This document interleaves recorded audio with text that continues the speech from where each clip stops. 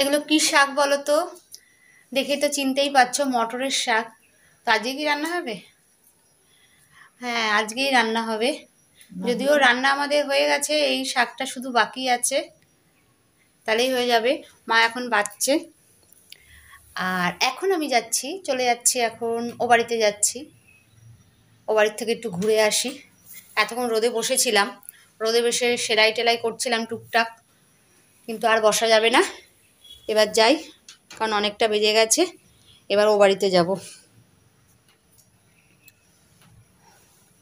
টাটকা শাকগুলো দেখেই তো মনে হচ্ছে টাটকা, না?